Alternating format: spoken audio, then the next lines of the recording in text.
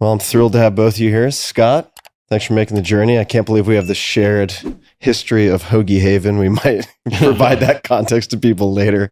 An iconic landmark of a spot in Princeton, New Jersey. Nassim, nice to see you. Nice finally to be on that side of the microphone. Yeah, definitely, man. And I thought we would start with just providing a bit of context for listeners as to how the two of you connected. So, Scott, how did the two of you end up meeting?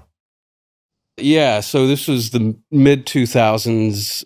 I was a reporter at the Wall Street Journal. I still am a reporter at the Wall Street Journal. At the time, I was covering hedge funds, and there was, among the hedge fund community, there was this book that a lot of hedge fund managers like to talk about, sort of like this secret book that they were passed around that they said was really great. It was called Fooled by Randomness. So I read that book. I thought it was amazing. But a rumor among these hedge funds managers was that the hedge fund that the author of that book, Nassim, Taleb, had run a hedge fund, but it had shut down. But nobody really knew the truth of whether it shut down or not. So as a reporter, that intrigued me. I think it was actually Neil Chris, a very well-known quant hedge fund manager, who put us in touch. I talked to Nassim. I got him on the phone, and he said, yeah, we shut down a couple of years ago, but there's a new hedge fund that's starting up by my former colleague, Mark Spitznagel. Maybe you want to write about that. So I had a story that came out in the summer of 2007 that broke the news that Empirica had shut down, at least for the broader public. Also broke the news that a new hedge fund was launching called Universa. Like restart. Similar strategy. And also that the author, Fooled by Randomness, had a new book coming out called The Black Swan. Which explained, the transition from the author was trying to transit. I kept begging him. I tell him, no, I don't want to be known as a hedge fund manager. I don't want to be known as a financier. This has been a refrain for years with Nassim. Reframe it, so I don't want to talk to you except if you talk about my ideas. He said, okay, we're going to talk about your ideas. This is why. I was trying. I said, okay, on my grave, I don't want to be known as a trader, but as a scholar. And I remember he's bringing back a portion of life, but it was at the right time because he contacted us right before the explosion of 2007. Yes. And there's a weird connection right there that I'll mention later to you, right? There is a very weird connection to me. And let me ask you, Nassim, what prompted you to make the transition? Maybe it was a long time in coming, but to decide ultimately to step out of trading or being active as sort of a player on the field? I knew I would never stop. And I still, in my late 30s, early 40s, I had time to really do something else. And I realized the following, that when I had a position, and it was, I could be involved in trading, but I didn't want to be the one flying the plane. See, as a passenger or as a co-pilot, maybe. At the time, I said, okay, Mark is much more capable of running this because he loves doing it, okay? And I liked the concepts and the ideas, but didn't like to follow positions. And because it was the minute I would be involved in the trade, it would inhabit me. So I felt like there's something in my brain that was slowed down by the fact that I had to worry about something else out of sense of responsibility. So Mark didn't have that. So Mark had... He could compartmentalize. It's not he could compartmentalize. He did nothing else. He was an interesting... he did other things, of course, on the side of the distraction. So he was a benefit. So I wanted to transit out. So I said, okay, I'll take some time off to finish the Black Swan, which I couldn't finish when I was training, which actually I started before Fooled by Randomness. Okay. I started Black Swan, and then I said, okay, I'm going to talk about randomness. So I got diverted into Fooled by Randomness. And then I finished the Black Swan. It was almost a 20-year thing. And I realized that I'd like to be a scholar who eats well, who trades once in a while with a sense of... I was like a military person who, has an honorary discharge to do other things. And of course, leaves the battleship to those who live for the battle. Right. Okay, so that was what happened. And of course, the rest is history, as you know. But let me mention one thing that probably your listeners and viewers don't know, that of all the people that have been on his podcast, I bet you I'm the first one you've met. It's quite possible. Okay, Yeah. so you're the first one. I met you before I met him in probably 2001, 2002. Around that time. And the first time we met, we corresponded, and I said, "Oh, this guy has very interesting ideas about hacking things." Mm-hmm. And then we went to a restaurant, I think on Madison Avenue, and we ate every single egg they had in the store. You know? I was a good deal larger at the time, and I was in growth so we mode. ate all the eggs, and for some reason, I mean, they were worried about us. Why? How could people, two human beings, eat so many eggs? So that was my first physical encounter. We were corresponding before and became friends. And there's an interesting scene that we had that I have in my mind when Lehman Brothers went bust. Basically, after our, we connected, and then he followed our trade, and he wrote about it, actually, about the quality of the trade and the promise of the trade that we're, betting on tail events before the Lehman crisis. Okay. And on that day, when the day Lehman went bust, I was on a plane in Comunicado. I land, and the first thing I got was an SMS from him because I was meeting you for dinner. And the second thing I got is news that Lehman went bust. Mm-hmm. So from news from Mark, Lehman went bust. It was the two messages. And that night, I think they ran out of pink champagne in the house. We were with Seth Roberts, the late Seth Roberts, a very interesting person who also was studying hacks. Fascinating guy. Yeah, really genuine, lovely human being. And we did consume vast quantities of alcohol. The time before Romania, we met, it was at his funeral. Yeah. When he came in and paid for the bill surreptitiously, and I want to retaliate tonight. So you'll have the comeback opportunity with the bill this evening. And you're right. I mean, there are very few, maybe no other guests who've been on the podcast who predate us meeting in 2001, which is wild. And I was probably 30 to 40 pounds heavier in terms of muscle mass. I was all that Hoagie Haven. I was a lot bigger at that time. I've many questions about Black Swan and also about the trading career, but actually a letter, which I'll come back to. I think you'll get the reference. But first I want to ask, just for a backdrop for people who may have no familiarity with quants, with betting on tail events. And you have this book, which covers a lot of these topics in depth. You have multiple books, but in the case of betting on tail events, what is a tail event, broadly speaking? And then what are the different ways one can bet on tail events? And you guys can, of course, pass the mic back and forth, but what are the different styles or approaches to betting on tail events? The thing I would say before he launches that the point is not to bet on tail events. The whole idea of the Black Swan, everything. I've been telling everyone, every person I meet. Is to bet on disruption, on unforeseen. To not be harmed by silent risk. Mm-hmm. Okay, that's the idea. The first thing is don't be harmed by it. Mm-hmm. But of course, given that when we study tail events, we say these people are ignoring these risks, so therefore they're risk in the system that people generate and don't see. Mm-hmm. Hence, you can trade on it. And go ahead. I mean, this is your department. Yeah, I mean, there's all sorts of different approaches, and I think it's when you talk about betting on a tail event, I would say that what Universa does and Empirica before that is I wouldn't call that a bet. Mm-hmm. I would call that a risk management strategy. Mm-hmm. And that in a way is what differentiates them from other hedge funds and traders who do what I would call, a betting, or taking positions based on a belief that something's going to happen.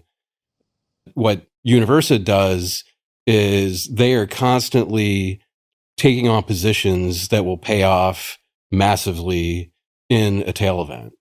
So that their clients are constantly protected, and they don't need to make predictions. They never make predictions. It's something that Mark Spitznagel constantly says is that he is shit at forecasting. He's been forecasting, gigantic bear market for decades. He's been right a couple times, but he will admit, okay, I can't predict the timing of it. It's going to happen one of these days. And that's what they provide for their clients, is that constant protection. And they do it by buying far out of the money put options. It's pretty simple. Not easy to implement, I think, which is why you don't see a lot of hedge funds doing this, because they do it. And then they go bust. Yeah, they do. Or they, what happened in Nassim, it's very stressful because you can go years without making money in that strategy because it's waiting for an extreme event, a very extreme event. Yeah. Their strategy is betting on a 20% decline in the S&P 500 in 1 month, which I think may have happened once or twice. It happened on Black Monday in 1987.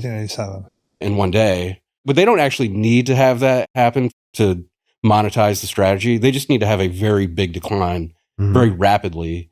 So that happened in 2008, happened a couple of times in the 2010s, and 2020. It happened big time. So I imagine, it's for somebody who's running a fund like this, for you or Mark, that there's the watching the numbers and maybe that form of bleeding chips stress over time. But there's also, you have investors who probably in theory are very comfortable with the strategy, but who also panic or have other issues. The genius of Universa is that they managed to package a product as insurance that allows the investors to increase their exposure to the market. So the strategy in and by itself, positive, huge return. What's more interesting is that it was hedging something that went up. What did the stock market do since then? It went up like 30%. No. In total, since say 2007. Oh, since 2007, yeah, tripled. Yeah, it went up, say twofold, maybe. So you allowed people to have a larger position, larger exposure to the market than they would otherwise. Right. And also there's a cocktail of other strategies that definitely didn't fare well because they entail diversification away from stocks. So this one allows you to have stocks. So it's very weird because Mark is always bearish on the market, but he provides people a product that couples very well with a very long stock position. So that was the secret. So given that it's packaged that way, investors tolerated some drawdown, not too much, on the insurance. You see, while looking at it, you got to look at the insurance versus the insured premium. Yeah. Exactly, versus the insured. Versus, hey, this is my differential P&L, and it's the same thing when I started trading options. You have an option hedged by stock, and sometimes people only look at the stock performance, and some people only have the option performance. We tell them no, it's inseparable. You see, this is called the delta, right?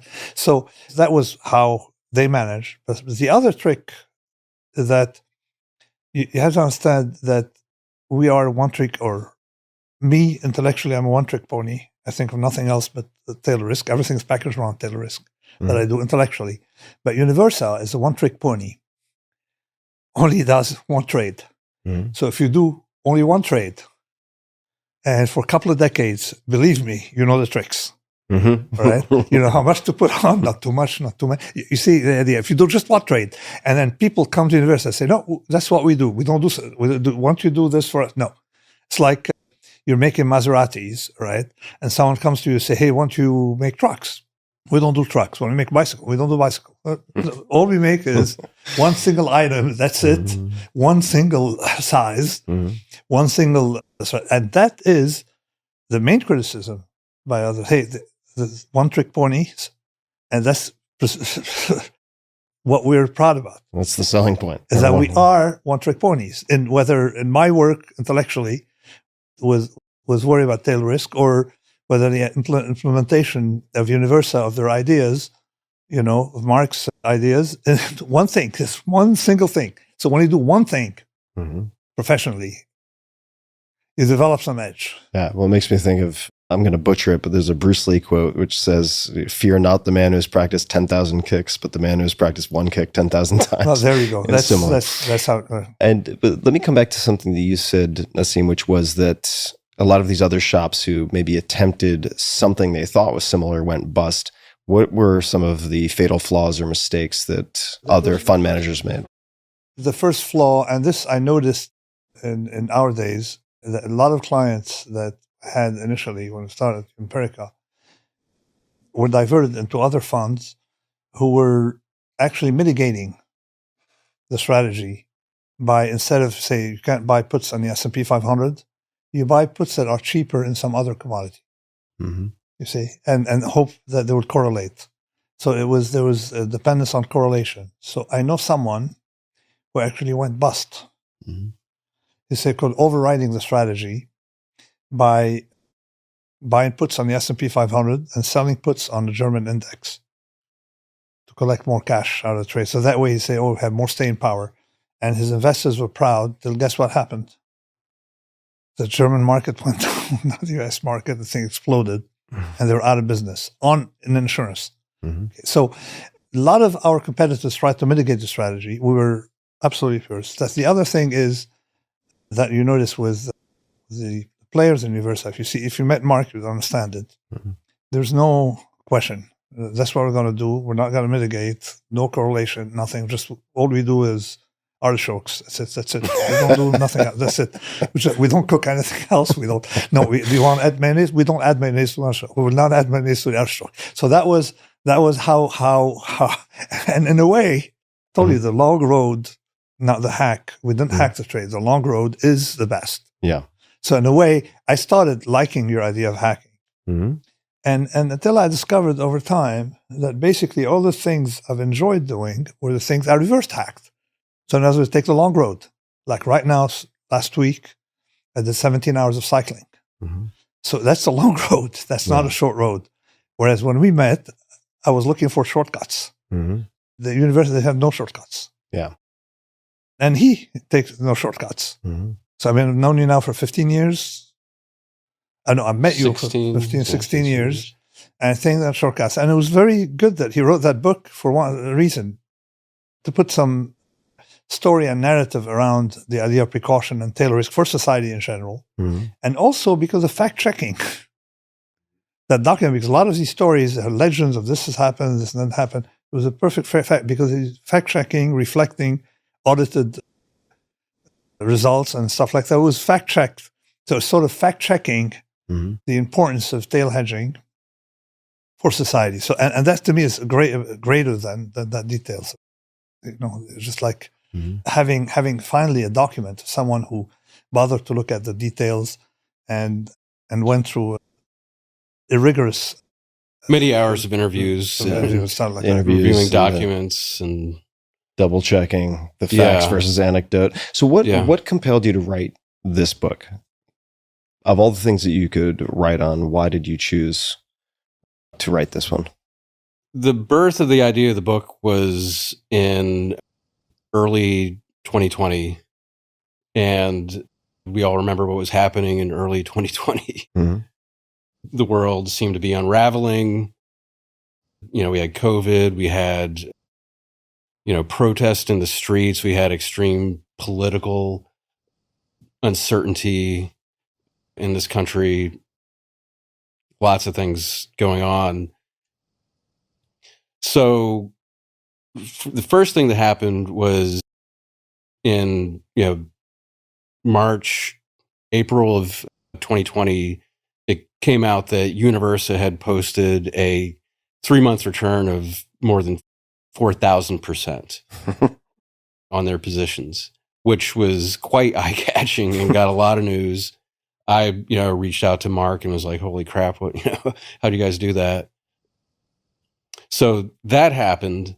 And then I came across a paper that Nassim had co-written in January of 2020 about COVID. And it was a glaring warning to the world that this virus was very deadly and people needed to take extreme precautions against what was coming. by social distancing, other things, advice to politicians that they needed to be very aggressive about this. And it kind of occurred to me, I'd known Nassim and Mark for a long time, and I thought, these two guys, we're in a period of extreme duress where lots of people are just kind of looking really bad. They're collapsing, they're losing money, they're making really bad decisions about COVID. Everybody is confused. These two guys seem to be coming out of this period of really, insane period, looking very smart. So I thought, what is it about their worldview that allows them to go into a period that makes a lot of people look dumb, look very smart? There's something about that, that can map from what Universa does to what Nassim does. And it's this view of the world of, of black swans, of extreme events, of being prepared for them. And know what class of events you should be prepared against. So in other words, which he had been where thinking they can about be for coming years. from. And pandemics, for me, was something I was working on since 2007. I even discussed it in the Black Swan. That what you have to worry about is a pandemic before a financial meltdown because of connectivity.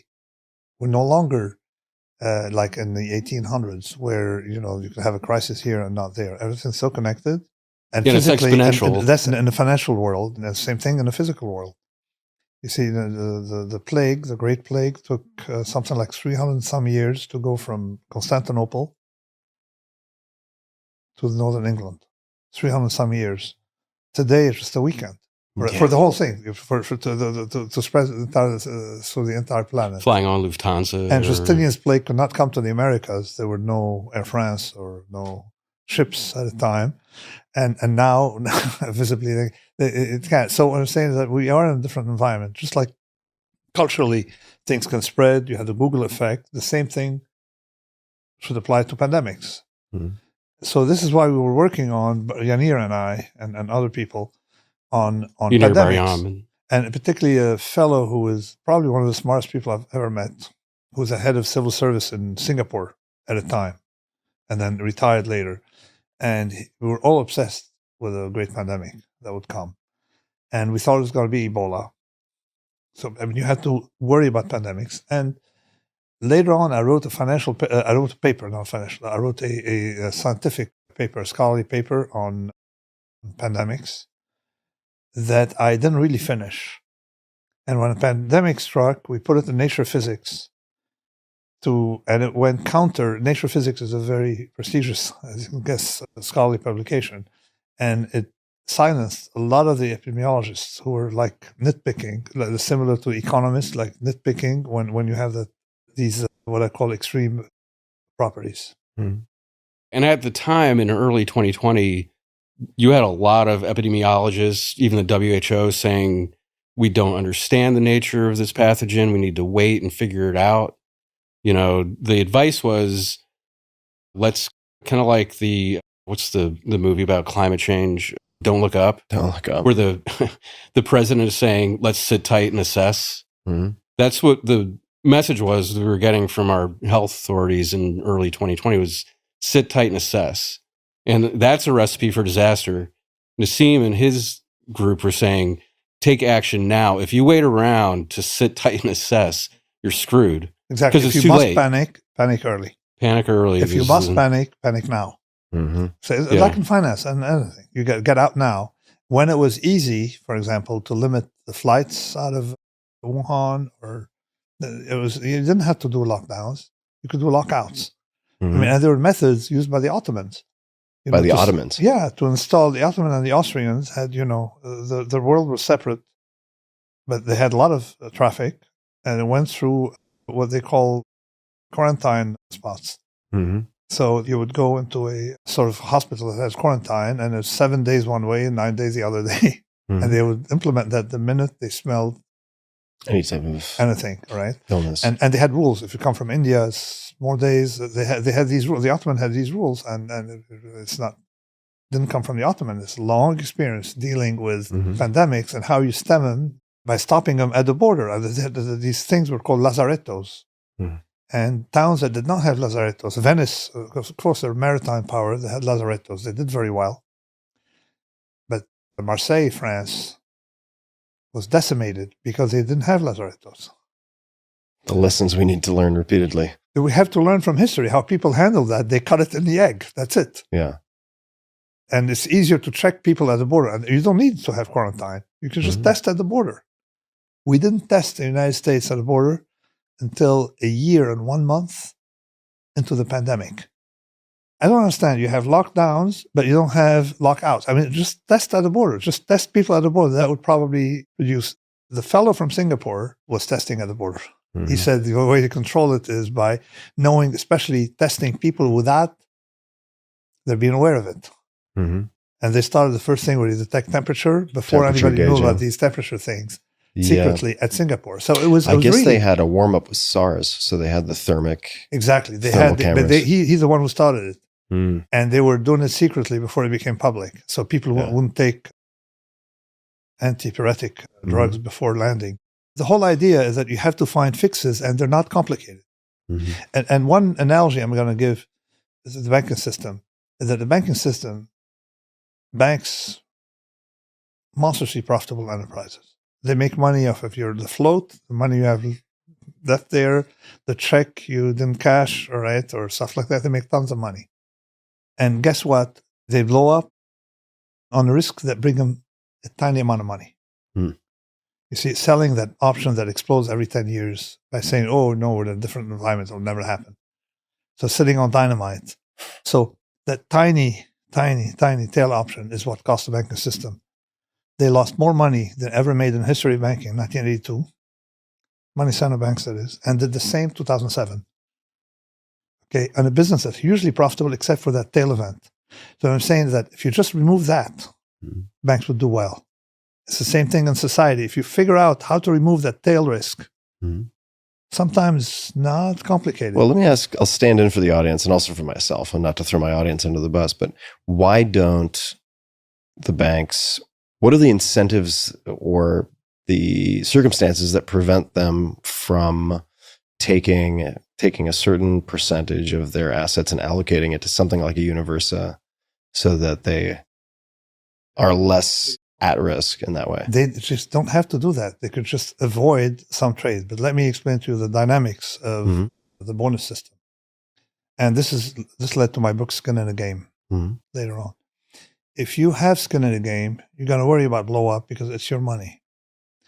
If you don't have skin in the game, you're CEO of a company or you're a fund manager, and any kind of financial venture, what is your incentive? Is to print good numbers, because you don't pay for the downside. So you print good numbers, you collect money on the profits. Annual bonus. So this I call the generalized Bob Rubin trade. Generalized Robert Rubin trade. He made $100 million at Citibank or Citicorp, Citi something. Over 10 years, about 10 years, he collected $100 million in compensation. The bank was insolvent in 2008, near insolvent, if it weren't for the taxpayer. And it was the last minute. All you had to do is, write an apology letter. We didn't see these events. It was a black swan named after a book by a very, very stubborn man. Okay, so something like that. So that's all you have to do is say, I'm sorry, right? You keep your bonus. Yeah, I'm in the wrong business. You don't show up to work. So this you can generalize. It's the same thing with supply chain. With the supply chain, a lot of firms concentrated everything on one supplier instead of being diversified. What did that lead to, right? Okay, better bottom line, but what I call pseudo-efficiency, because they're short that option. And it so happened that if their supplier is in Wuhan, guess what? You got a problem, all right? You got problems. But that problem doesn't show in the numbers. It shows after it happens. It's the dark side of optimization. Exactly, what I call pseudo-optimization. Like if you drive a Ferrari 500 kilometers per hour, you're not going to get there faster than if you ride a bicycle. Because odds are you're never going to get there. Nassim, I have a question for you about a letter, and then I have a question for you about personalities, Scott. Temperament may be another way to put it. So is it true that you wrote a resignation letter your first day at a trading job and put it in your desk drawer. I read this on the internet. I don't know if it's true. You can't believe everything you read, but it was from The Guardian, so I thought it might be credible. No, so this is one thing is actually, as I said, I recommend people do that. I did that, but I wrote that, but not on the day I started. Mm-hmm. But I recommended that people write because you feel relief when you do it. Mm-hmm. Because then you can continue on your job without feeling like someone's controlling you. You've got the gun loaded. The whole idea of Plan B is solve that problem. Hmm. So you write the resignation letter and you don't date it. Right? Mm-hmm, yeah. I'm very fascinated by your ways of thinking, the way that you've embraced different philosophies. And you emailed me an aphorism in 2010, and you can correct me if I get any of the wording wrong, but it stuck with me. So this is in 2010. Here's the aphorism or the quote. Robustness is when you care more about the few who like your work than the multitude who hates it. And then in parentheses, artists. Fragility is when you care more about the few who hate your work than the multitude who loves it. And then in quotation marks, politicians. Have you always had that type of robustness or resilience against criticism? Is that something that is inborn? Maybe because I was never really someone who took, established ideas at face value. Mm-hmm. So you necessarily have, violate some norms, some Mm-hmm. thinking norms. And often people protect those norms by, attacking your reputation. And I realized that while writing Fooled by Randomness, I say, hey, you're saying that what I'm doing is random, we're using the wrong models, these don't work. So they attack your reputation. So I realized quickly that it was time that my reputation was going to be under some kind of fire. And I decided that no, my reputation is how few important people or people who know something about the subject view me. Mm-hmm. And it's not like I don't care about my reputation. I only care about my reputation in some circles. And it was people I can talk to try to explain what it's about. And it has worked out. Mm. So, but if you're if you have to go defend your reputation and you're doing the right thing, it's too much energy wasted and it's not going to help. Haters are going to hate. Mm-hmm. I think this resembles another aphorism inspired by Charlie Munger's. One of Charlie Munger's is that you want to be the most ethical person where people think that you're corrupt, or you want to be the most corrupt person where people think that you're ethical. Mm. Make your choice and use it as guideline. It's the same thing. So, except that there's something in between, is that there's some people I care about, and I want them, to not lose respect for me. Mm-hmm. And of course, you start with your mother, you have your children, or whatever, your family members. But there's a lot of people on the planet, and I care about my reputation, but in these circles, not with the general public. Mm-hmm. So it allows you to take much, much more aggressive positions, which I've done over a long life. And Mark, for example, has a lot of enemies. Mm-hmm. And they're going to pick on something, and you don't care. So you're doing the right things. And how do you know you're doing the right thing? If people you respect approve of your action, not if the general public does. So that segues to my question for you, Scott, which is in the process of doing all of these interviews and interacting with these various players on the field, these sort of practitioners, these investors, and so on. Have you identified any patterns that you think, whether nature or nurture, that seem to recur in people who are good at what you describe in the book? I would say, across all three books that I've written, which are generally focused on Wall Street, trading, hedge fund managers, I've met a lot of hedge fund managers over the years. None like this guy, I have to say. We'll probably come back to that. But I'll tell you, I don't want to be identified as a fund manager. Yeah, that's true. It's an identity thing. I would say that's probably why you're not like them. many are very focused on making a lot of money. Mm-hmm. That's a very common trait. I mean, Mark, he talked to me about how, he grew up in the 80s. He identified with the, Reagan era. It was a time, Wall Street, greed is good. He told me, he's like, did I have a little greed in me? Yeah, I did. It was the 80s. He grew up in a family that was kind of, his father was a minister in a church. He was sort of a hippie, didn't believe in pursuit of wealth.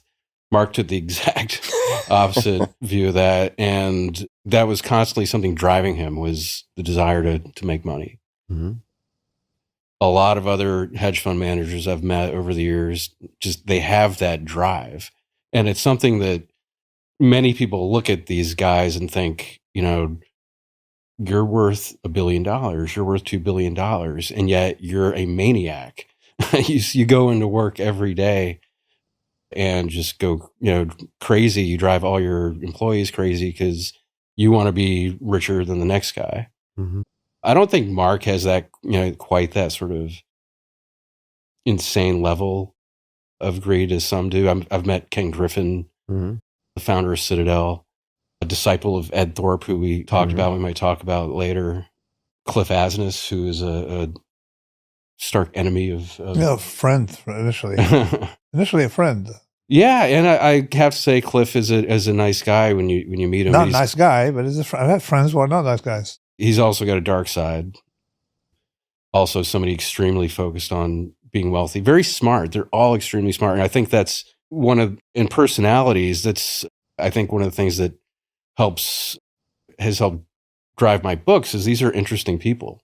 Yeah. A lot of them are mathematicians, scientists. They come out of university with a different expertise in making money, but then they apply that on Wall Street to making money. So it's a combination of, a lot of them, they have to be leaders. They are extremely driven. It baffles me because I'm not like that. I have a degree in English, and I think that's actually why I sympathize with Nassim's writing so much. Is I came out of a tradition that, I love the works of Dostoevsky and existentialism, and one of my favorite books is The Irrational Man. Mm-hmm. And I came into Wall Street and started reading about how there's this belief that people are irrational and the markets are rational and they are predictable because of this. And I thought, that is just crazy. To me, I look at financial markets and I see black swans. I see fear and greed. Mm-hmm. That to me is what drives markets, not rational behavior, rational expectations. Mm-hmm. So what are some of the things that make Nassim different or unique in those you've interacted with? I've some of my own questions and thoughts on this, but I would love to hear yours. Yeah, well, I mean, he mentioned his contrarian nature. It's not a contrarian nature; it's independent. So I'll let him answer. In line with it. I mean, people think I'm contrarian. I'm with the conspiracy theorists on many of things. I'm against them on many other things. Mm-hmm. Some are just contrarian because they have a father problem. So to me, contrarian is an expletive rather than an attribute. So, but the other thing is, I thought it was going to be about me. It should be about the idea, the precaution, and the other risk. Well, he's a lot more interested in literature and Mm-hmm. philosophy and not financial market. That's just this thing that just drives him. He doesn't look at the stock market page, every day like some people do. You have to figure out what people are envious of. Mm-hmm. So, if you're in a hedge fund business and you have $500 million in a bank and someone else has $600 million, you're going to be envious of that person. Mm-hmm. I was always envious of people who had more erudition than me. Mm-hmm. Okay, so more erudite. Mm-hmm. And you realize that's what makes me tick, is I don't want to. So you feel it's not, being envious is not good. Mm-hmm. But at the same time, if you figure out who you tend to envy, Mm-hmm. it's not, I don't believe in this, say, people having enough. There's someone, you're from East Hampton, Mm-hmm. the fellow who wrote Catch-22. There's a lot of interesting folks out there. Yeah, he met a financier at the time for hedge funds. Mm. And the financier said, what is it that about you, because he was an author, a very successful one, what is it that distinguishes you from me? You know, look, he told him, I know the meaning of enough. So in other words, you know your upper bound. And effectively, I don't play that game. I say, there's a meaning. I am literally, and I say envious of people who are erudites. Like if someone knows Latin very well, I'm envious. If someone knows Sanskrit, I'm envious. Right. So and I discovered that early on. So I made money on Wall Street because I wanted to make money on Wall Street, but I didn't think it was worth the effort. And luckily, it was a combination with Universa, so I had so much leverage with marketing and all those stuff that the spillover on me was more than satisfactory. So I have, knock on wood, a lot more than I wished. So part of the reason I'm asking, we're talking about the ideas, but the person who's acting as the vessel or communicator of these ideas, the developer of these ideas, is integrally related to, I think, the sort of totality that I want to explore. So a part of what interests me about your story and your thinking is how various inputs have impacted your thinking around not just markets, but other things. And so, for instance, like the Stoics and the Seneca the Younger and so on, or other philosophical inputs, did those come early and then aid you think, in your career when you were active in the markets, or did those come later and you sort of always had a deep interest, but were able to explore them at a later point? It's actually, I started liking the Stoics, and those people I've talked about, I liked them much early on in my life. But I went overboard for every idea I've had, I did the exact opposite of what one should do. Is like, if you had an idea, say, oh, I had this idea, right? Is go look, because I don't consider myself so different from others. And then particularly when you look at history, so many tens and thousands of scholars surviving works. So I went back and figured out of these scholars, who had similar ideas or who preceded the ideas. So, and who started thinking like that. So I went into the empirics, this Eastern Mediterranean, Greco-Levantine, Greco-Roman, mostly using Greek language thinkers. And then, of course, into others about this fundamental skepticism, because I noticed a lot of people are skeptical, particularly conspiracy theorists. They're skeptical of small things, but not about big ones. All right. And so they get taken for a ride. It's find me a conspiracy theorist or find me someone who's naturally skeptic of all things, and I'll show you a turkey. You see? So I wanted to find people who are fundamentally skeptic, being skeptic about important things, not about small things. What would be an example of a big thing that they would be skeptical of? I wrote a paper, it never ended up in a book, on the stock market and religion. All right, it's called The Bishop and the Economist. and I said that those who are skeptical about the existence of God and non-existence of God, skeptical about religious matters, typically tend to be complete suckers when it comes to stocks. They believe in the stock market or believe in some kind of pseudoscientific theory on whatever it is. Okay, so they believe in, but they don't believe in religion. And the reverse, all right? And people who are religious, typically, they're harder, and there's some research on that. There's a guy called Barhalahmi, I think, who did some studies about skepticism. People go to religion about affairs, skepticism where it matters. And I wrote about it, I think, in the Black Swan, so skepticism where it matters. And I noticed that a lot of these big skeptics were not skeptical of God and things you can't do anything about. They were skeptical of the charlatan. They're skeptical of things, of someone trying to take advantage of you. That's where you should exercise your skepticism. Among the great skeptics, there is a Bishop Huet. He was probably one of the second most erudite person of his time. Second most. There's a guy called Scaliger. The guy is phenomenal. He could translate into Arabic. He was Roman, authors. Latin authors, and vice versa. Okay? Wow. Scaligeri. There are a lot of it's Pierre Bayle. Pierre Bayle has a lot of works. He's one of those skeptics. Hume was one of those skeptics, but these people preceded Hume. Hume is known because he wrote in the language of a country that had a lot of ships and a lot of trade, across the world. But a lot of these ideas came from groups of people in France or among Protestants in France, and what's called the Fideists. And of course, originates, in the Levant. And of course, you have the great Al-Ghazal, the Islamic theologian of Iranian origin, who definitely was showing you how all these arguments are weak. It could dismantle arguments. Okay, and by showing you could be skeptical about the human arguments about God. Okay, a lot more. I think Spinoza is coming out of that same tradition, very skeptical. He was skeptical about the existence about the text, but these people say, okay, transcend these texts, okay, and be skeptical about things that really matter. And there was actually a skeptical school of medicine, practicing medicine. So what? I went back through history. Every time I've had an idea, I would go back and see in history who preceded me. And sure enough, I haven't done enough, because every year or so I get a letter from someone, hey, how come you missed so-and-so? Okay. And sure enough, I go back to the inserto and I add that person. And this is why it has survived the 5 books, the inserto.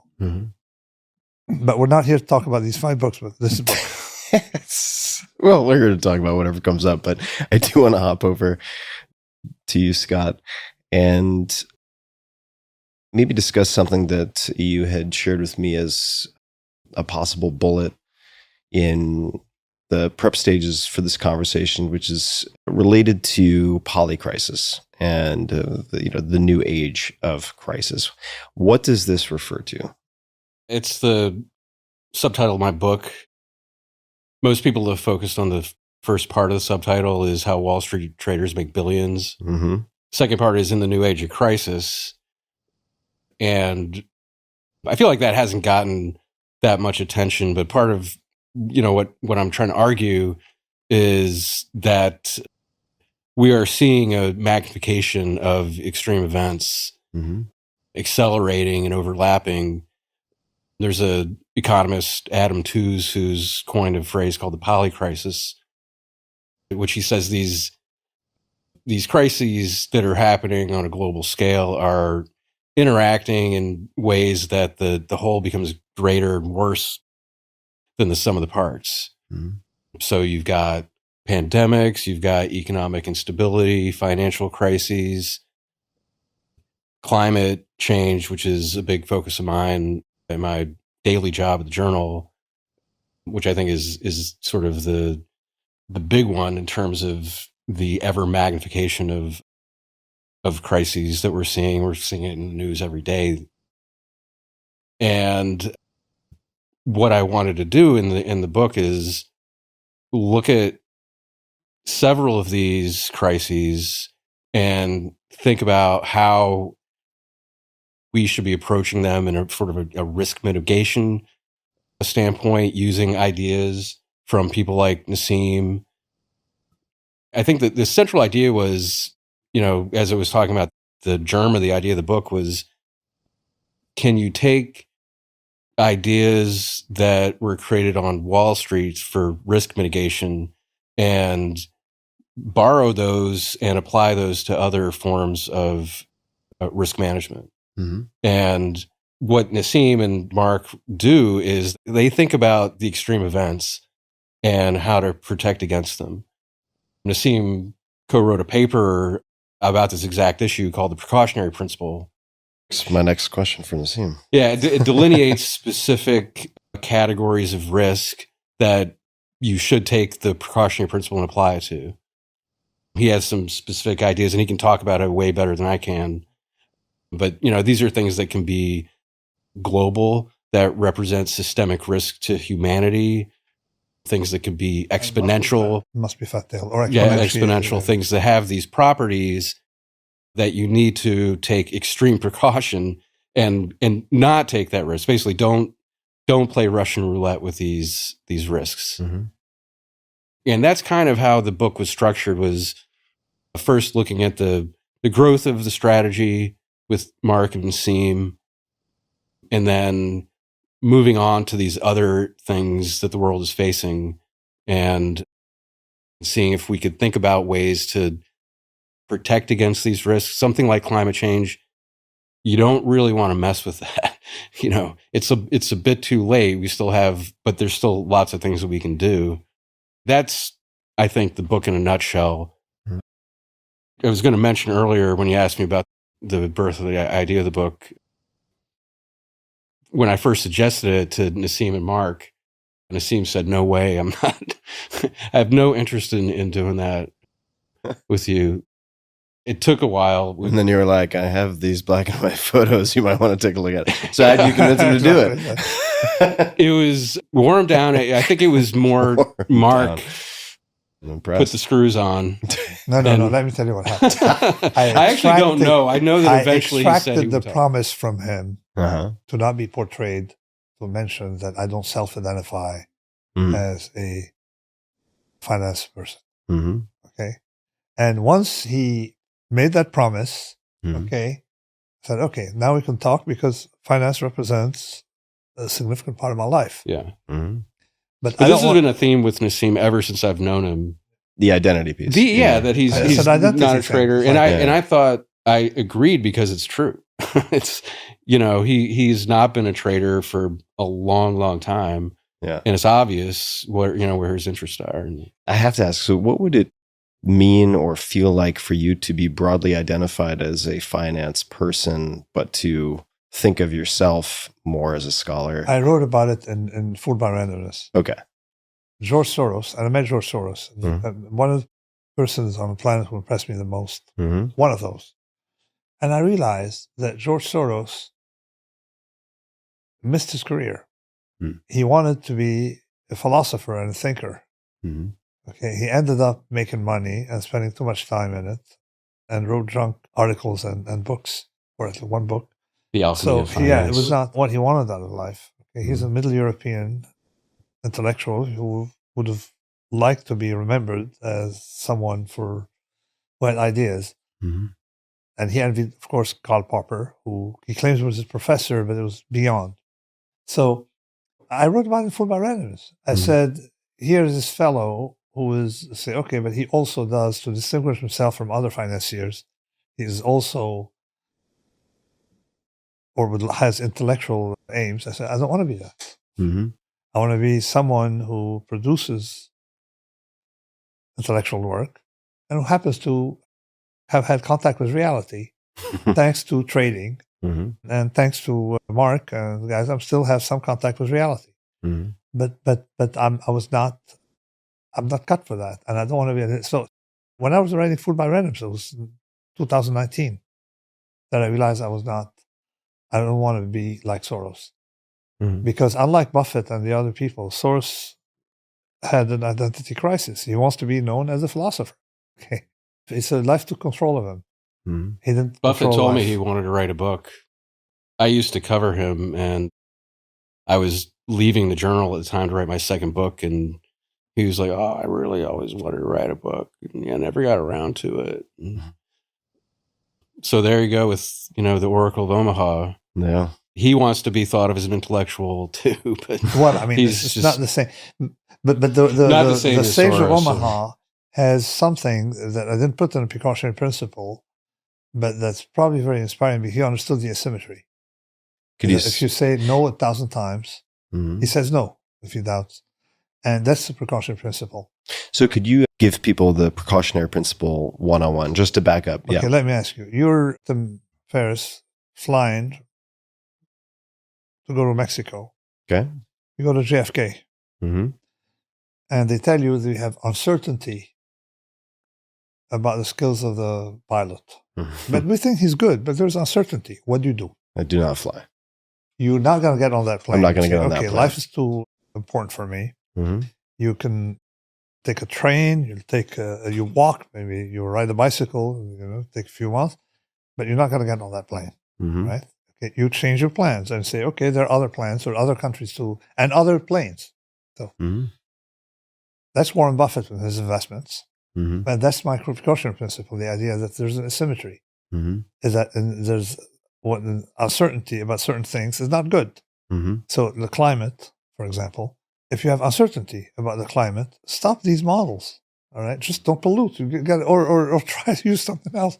Try to mitigate. So that's the first part of it, and people get it right away when I give them the story of a plane, or I take water. I say, this is a glass of water on the table. There's no evidence that it's poisonous. Would you drink it? I mean, the wording would spook me. There's no evidence that. So, but when you tell them, hey, you should worry about GMOs, they say there's no evidence they're harmful. Yeah, but there's no evidence that they're not harmful. Okay, so the asymmetry, where you put the burden of the asymmetry on, that's the precautionary principle. But then what we did is we noticed a lot of people. In fact, it was a counter precautionary principle because a lot of people were invoking it for nothing. To say we're going to have a non-naive precautionary principle by delineating the areas where you should exercise such precaution systematically as a planet or as a communal group. And what are they? Number one, you need fat tails. Now, what does fat tail mean? Let me explain to you. Let's say you go to planet Mars. Okay, Elon would help you get there. You have connection. Yeah. And you have no news from Earth. And then on the way back, you hear that 1 billion people died. Okay.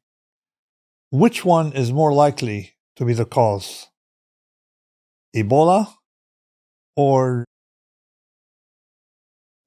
car accidents? Ebola. Now, but on a given day, you hear Joe Smith died today. What's more likely, Ebola or a car accident? Car accident. Car accident. There you go. That's fat tails. Fat tails. You have to identify, you do things backwards. If you hear of a big thing, where did it come from? So you identify, and you hedge against these. Okay. So they have different dynamics because they scale differently. So in the Black Swan, I showed the difference with the following metaphor. There are environments where you may have a large deviation, but it's not going to be consequential because it can't be very big. So if I take 1,000 people and put them on a scale and add to that sample the largest human being you can find on the planet, how much of the total will he or she represent? Say it's 30 basis points, nothing. Okay. Yeah. And then if you go from 1,000 to 10,000, it dilutes completely. So you can have a tail event, but it's not going to be consequential. Extremistan is different. Extremistan, if you gather 1,000 people and add to that sample the wealthiest person on the planet, how much of the total will he or she represent? Yeah, all of it. There'd be a rounding error. Basically, There'd be a rounding error. I mean, there'd be on average on the planet Earth, all right? There'd be in total, maybe they have 2 or 3 million in total, and then you have 100 and some billion right next to it. So this is where you have to focus on environment that produce these fat tails. And this is what Mark did with Universa. Universa is named after the universal mechanism that generates fat tails. Okay, that was the name of the so everything we're in it basically intellectually everything, all details.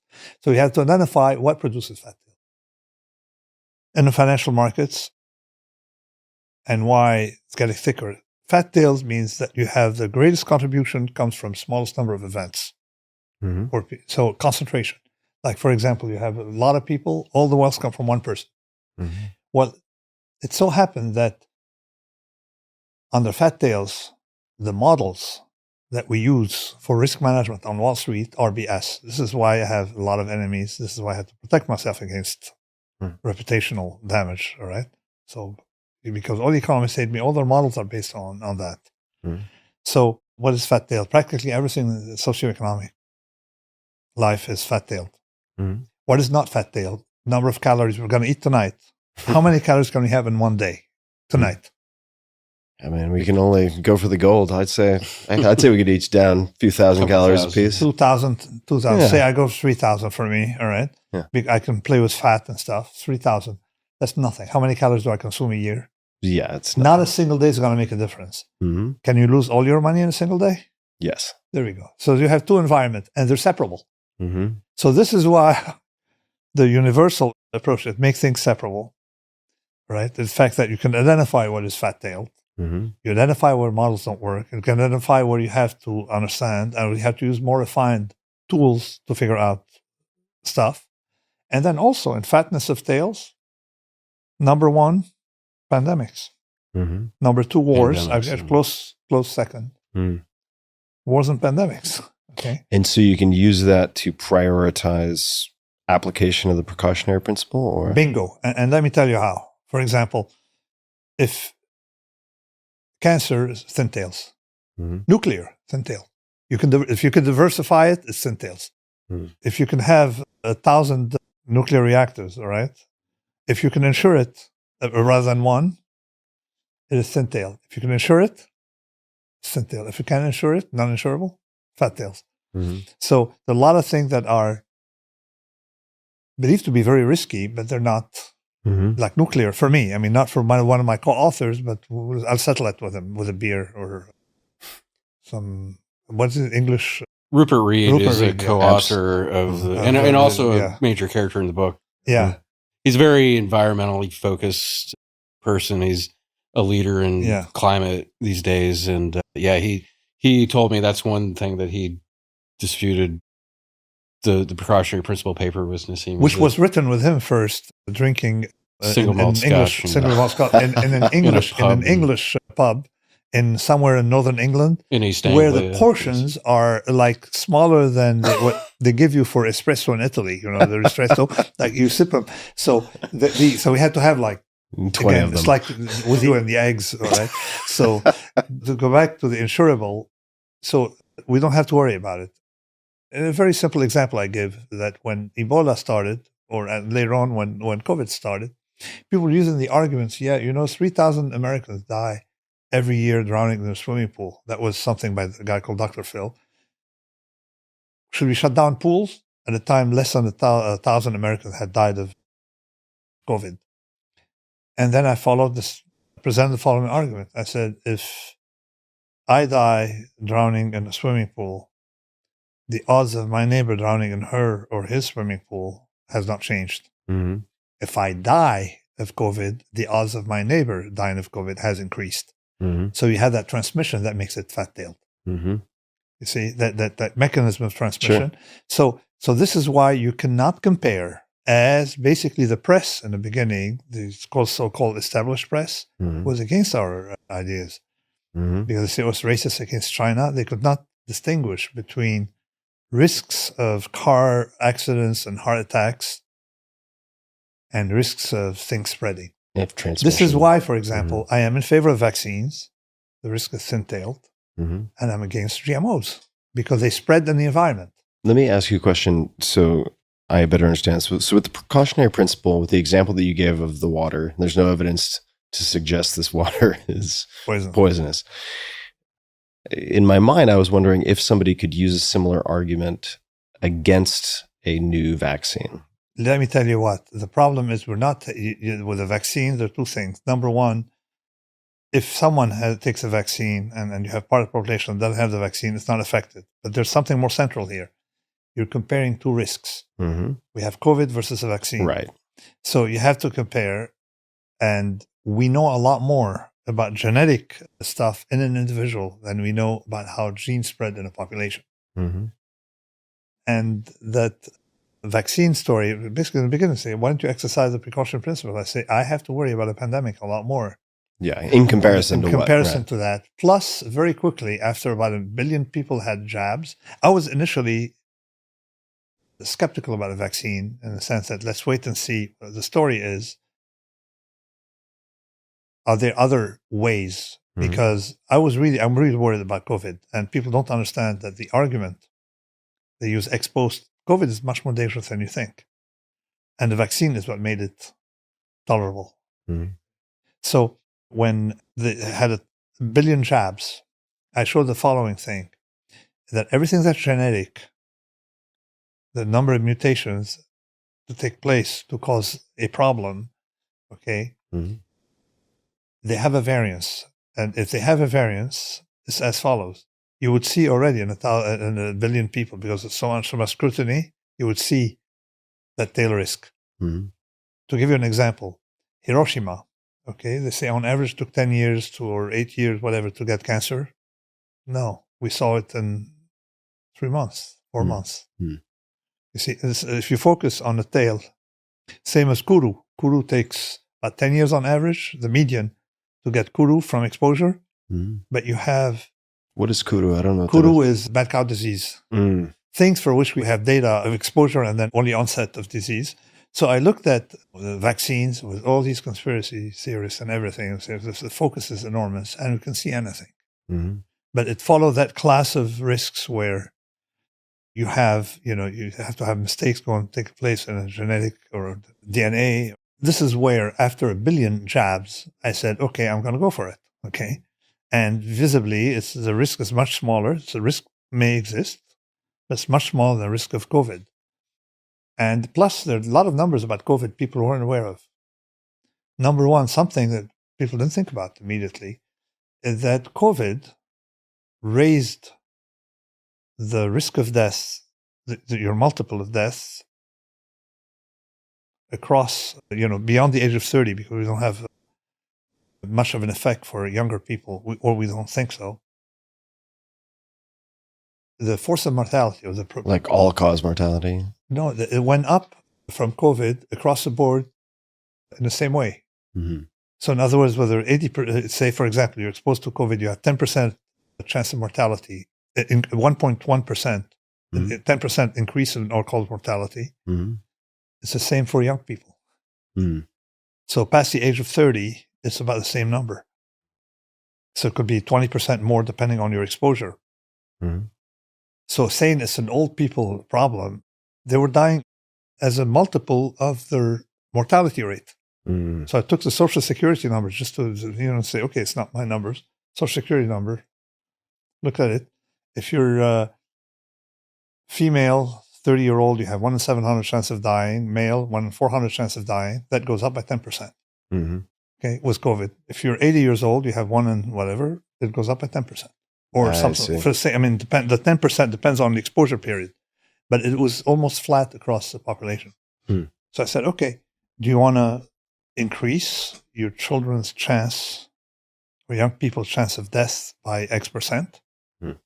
Plus the effect it has on years lost and life expectancy is much more dramatic for a 40-year-old than it is for a 90-year-old. Mm-hmm. So this is how I looked at it. And of course, by then we had 8 billion traps. Yeah. So we had the answer. How do you think about, say, GMOs? This is something I actually don't know much about, but in terms of the precautionary principle and risk assessment, how do you think of... I mean, a vaccine is to counter a disease. GMO is just like manipulation that people said, oh, we've always manipulated animals, all right? But that's not true. It's sort of like there's a difference between flying and walking. Mm-hmm. Okay, and the risk you can encounter. You see, the GMO, the way the gene would spread through the environment. It's like an uncontrolled spread. Uncontrolled spread is fat-tailed, whereas selective breeding is very slow. Yeah. As Rupert Reed said, he cited, I don't know who said, that if your horse is blind, make sure you ride it slowly. And so there are two classes, like mediocre stand, extremist stand. Mediocre stand, like calories, versus extremist stand, stock market. Mm-hmm. Selective breeding versus GMOs. Mm-hmm. I mean, you're jumping so many steps with GMOs. So it's a different class of risk. Right, because of the risk of uncontrolled spread. Exactly. And then you have a blight that spreads, like COVID did, the whole planet. And we're much more connected than before. Mm-hmm. So I said you can do it. And plus, they have never done a proper risk study on GMOs, on the environment. Not one. Mm-hmm. They're saying there's no evidence they're harmful. Look, people are eating it. First of all, I'm a scientist. I like to see randomized control studies. I like to see things. I like to see something a little more formal than claims. And then you don't realize what happened.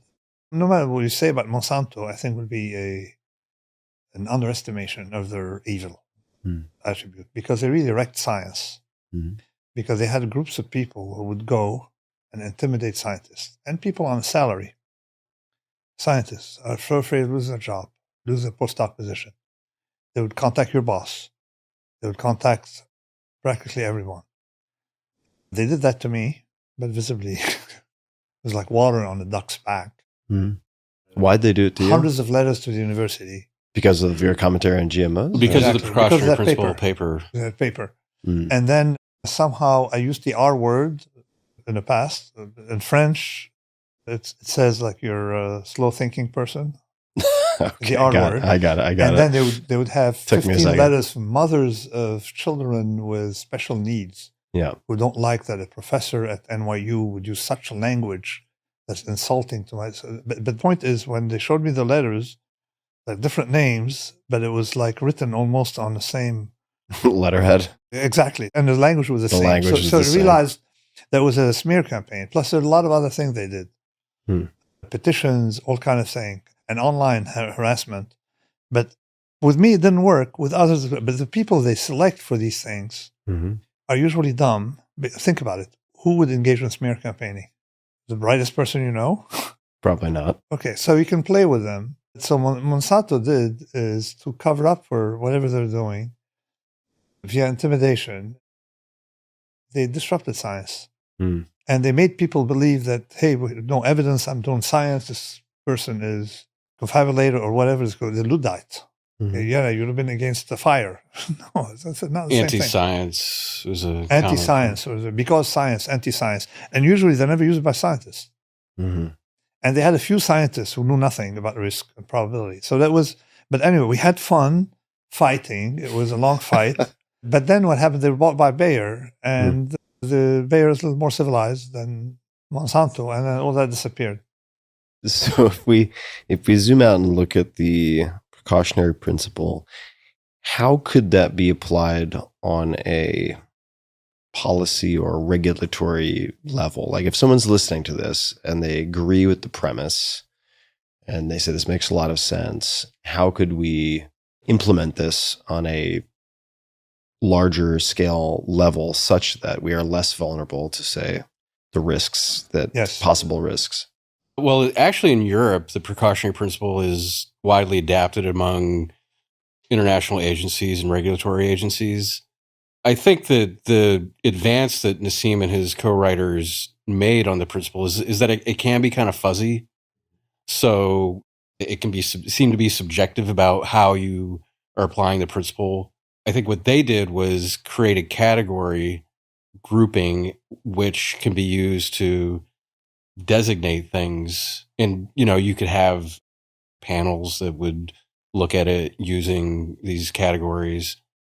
But I think if it were adapted more widely among regulatory agencies in the United States, just as a principle, as a way to think about certain kinds of risks, then it could be more generally applied and useful. Like I said, in Europe, they do use it. GMOs are not widely adapted in Europe, and primarily because of the precautionary principle. And they have lobbyists in Europe.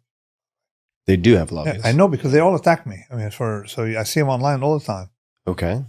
Coming from Europe. Italy, for example. Italy, of all places. That place would damage it big time reputationally. If you had GMOs in Italian food in Italy, it had no tourism. But they still have people there trying to sell. Particularly that when you sell GMOs, you also can use more Roundup, which is their secondary effect on the soil. And it's the same people who are producing both, right? Yeah, nice. So one could be an excuse to sell the other. But and another, to me, one of the really interesting aspects of the precautionary principle is the notion of uncertainty.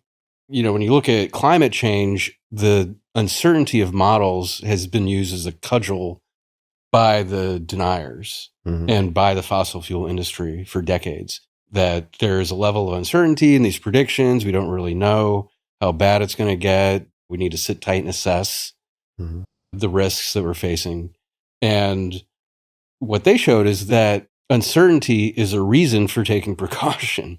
Because if you are uncertain about the potential future destruction of or massive degradation of the biosphere, because of polluting it with carbon dioxide and methane and other greenhouse gases, maybe you should stop doing that or realize that you're actually taking a risk. You don't know what the risk is. Mm-hmm. So uncertainty is actually a reason for precaution rather than just throwing caution to the wind and just saying, well, we don't know. So, what the hell? Let's just keep going. Tell you, ironically, what happened to me the first time I formulated the argument.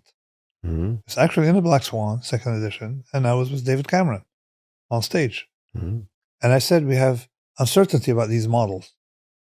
So avoid these models and just don't pollute. Mm-hmm. The paper I later rewrote with my friend Yanir and others by saying the more uncertainty there is in a model, the more you have to be. It's just like the more uncertainty you have about the skills of the pilot, the more cautious you should be. Exactly. You should take another plane. So what happened the next day, 20 newspaper articles in the UK calling Black Swan author is a climate denier, trying to convince Cameron. So it probably had a cottage industry of modelers who would be out of business if you follow these principles. So it's not like we got a lot more heat from the left than from the right. But why were they calling you a denier if you said... They used me verbatim without following the whole argument. Mm-hmm. And they say, well, he said that. And I basically named them by names, and I went after every one of them, the 20 journalists. I wrote to every journal, explaining to them what I said. And I say they cited me out of context. And I wrote a chapter in Skin in the Game about how one should debate. An honorable debate was where you represent the person's opinion, like what Karl Popper would always very faithfully represent the person's position, and then attack it. Whereas they were taking selected cherry picking and then creating a straw man argument. Exactly. And as Fourier would say, give me a letter written by an honest man and I'll get him hung. So the problem that you have with the climate is that a lot of people have an interest in complicating the story. In fact, you just say, okay, let's forget about fossil fuel. Let's pollute with other things. Just like I say, if a drug is dangerous, I use half of that drug. The dangers in the dose. Sorry? The dangers in the dose. It's nonlinearity. We put that in the precautionary principle. The nonlinearity, the convexity, that's the theme of antifragile, the convexity.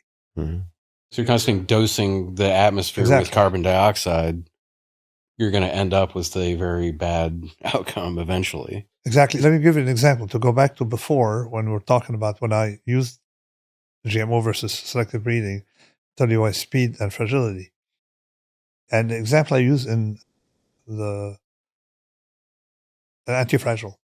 If I bang a car against a wall at 1 mile per hour 100 times, it's not going to be the risk of you banging it once at 100 miles per hour. Right. Okay, so this is where if you have acceleration of harm, like if I jump 10 feet, I'm harmed more than twice than if I jump 5 feet. So we showed where in the presence of acceleration, what to do.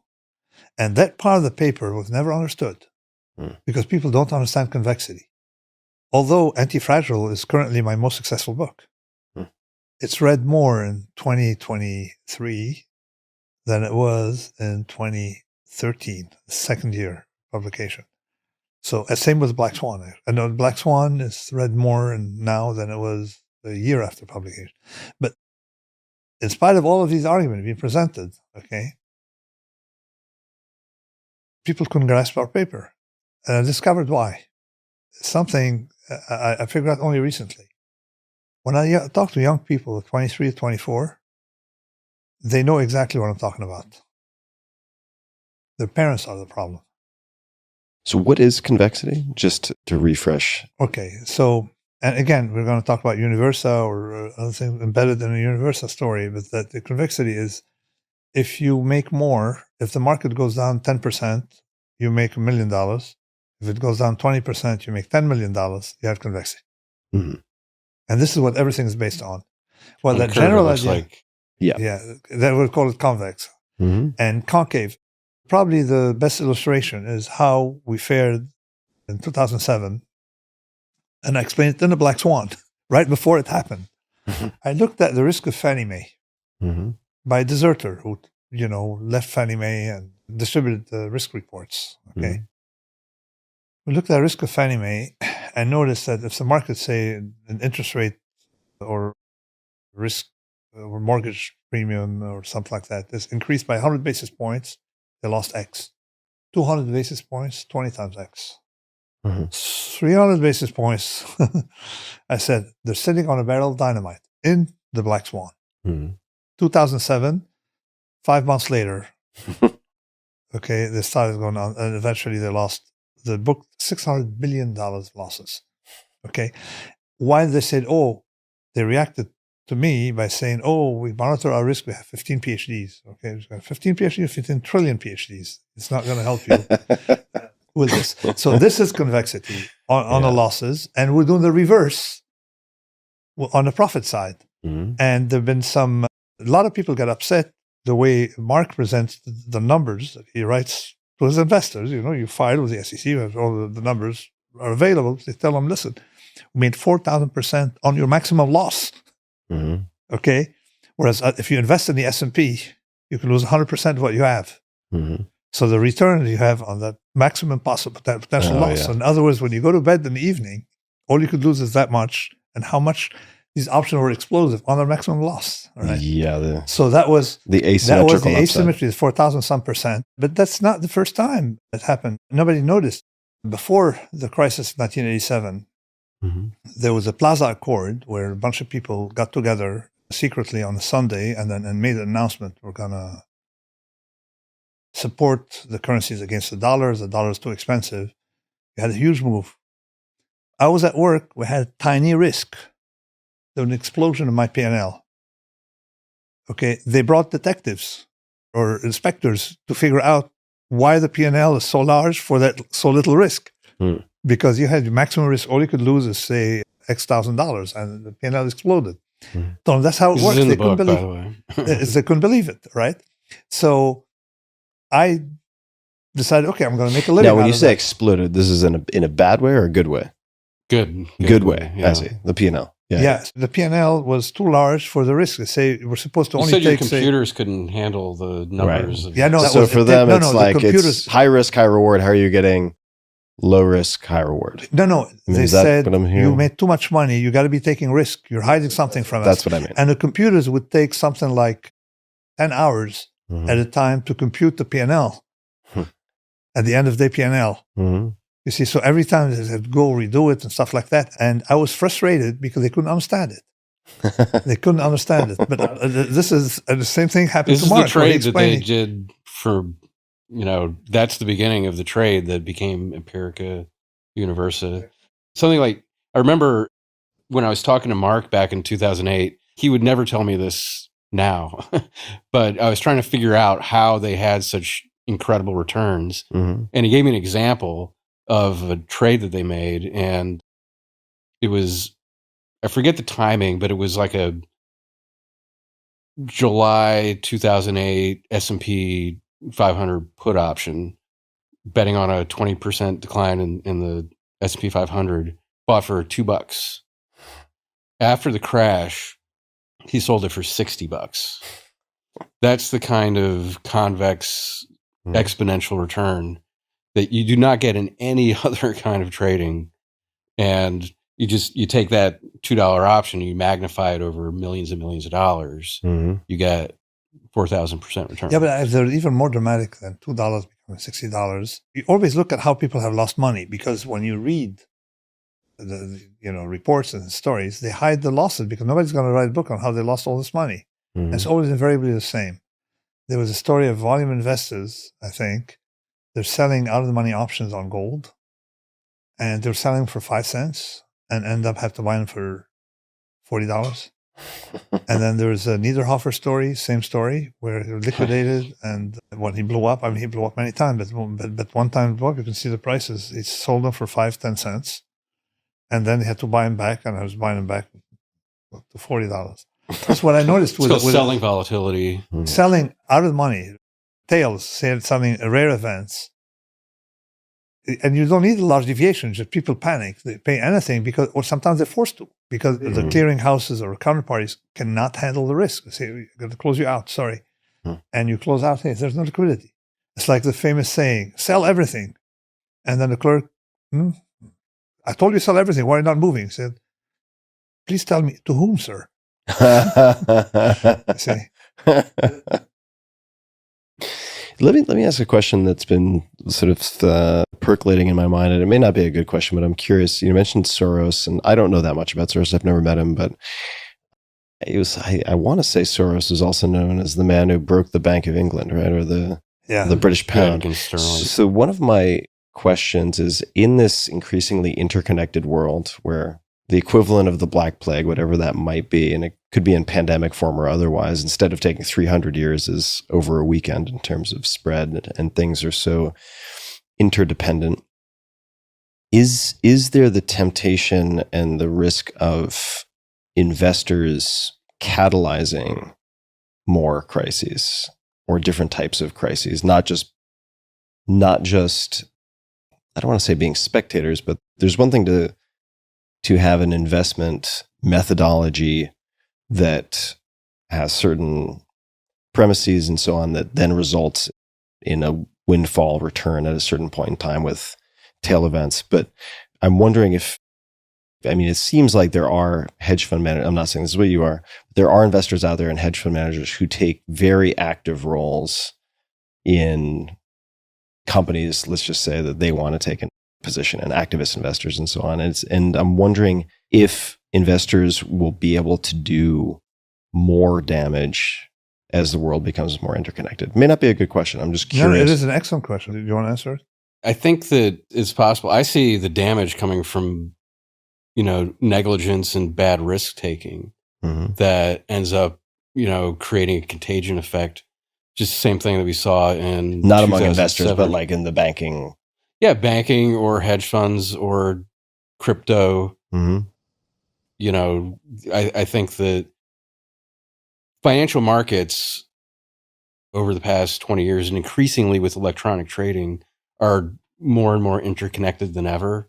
And this is something I got in my second book about high frequency trading, is how you could see the potential risk of some giant move in, say, a derivative contract or an index, something overseas, because trading machines are correlating all these assets globally, electronically, at hyperspeeds, microsecond speeds, that you could see something move very rapidly into all sorts of asset classes in a way that is impossible to stop because it's so fast. That could be triggered by a trader, or it could be triggered by a computer just going bananas. Yeah. We have noticed very early on in the 90s a phenomenon that international diversification was no longer diversification. Why? Because of that integration. Globalization did a lot of good things, pulled people out of poverty. But a lot of things happened with it. Number one, you can't diversify anymore because if stocks collapse here, as we saw in 87, collapse everywhere for large deviation, and now for mild deviation starting in the 1990s. And also, the funding disappears everywhere, or it comes everywhere. So this property of globalization is similar to the one that came with it, is that we're going to have shortages and then gluts. Now we're in a phase of in between shortage and glut. But shortages can be very deep, where containers go up 10 times, container shipping, container, and you're going to have a lot of the reverse happening because I've never seen shortages without gluts. I've seen gluts without shortages, but never shortages without glut. But they're very deep. We didn't have that before. We all depend on the world's getting bigger and bigger and bigger, but it's like a large movie theater with the same door. You see, it's the size of the door that matters when you want to get out, not the size of the theater. So the supply chain is narrow. It's got narrower. Now probably it will expand and branch out and will have a better networks. But people would not understand that. This is why people like to sell tail events, because it costs money to diversify your sources of, whatever, and your supply. And it also costs money to hedge tail risk, or you think it costs money. You have the illusion.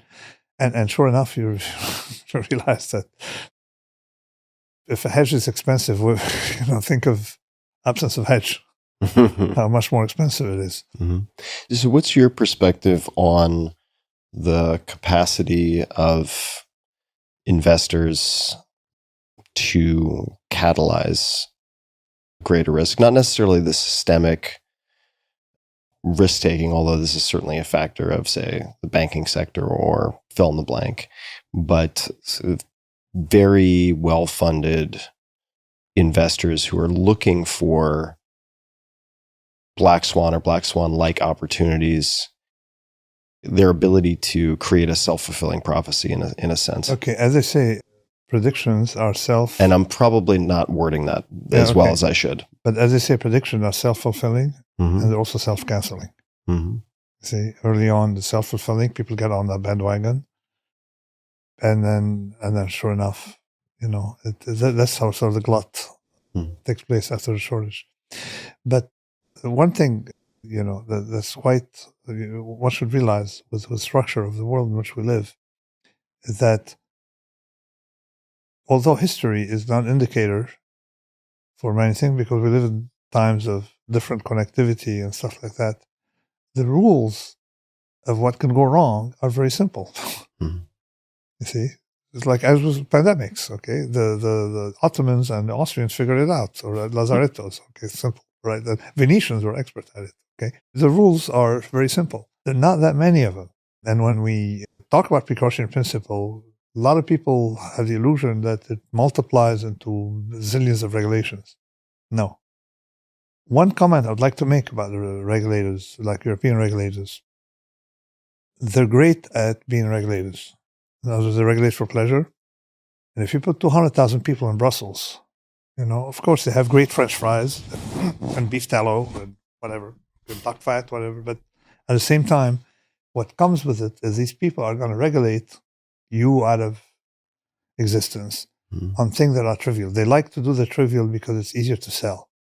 So they regulate vacuum cleaners, right? How much energy should be, or the speed of your windshield wiper on a farm tractor if it has a windshield, that kind of things. But they can't control the borders.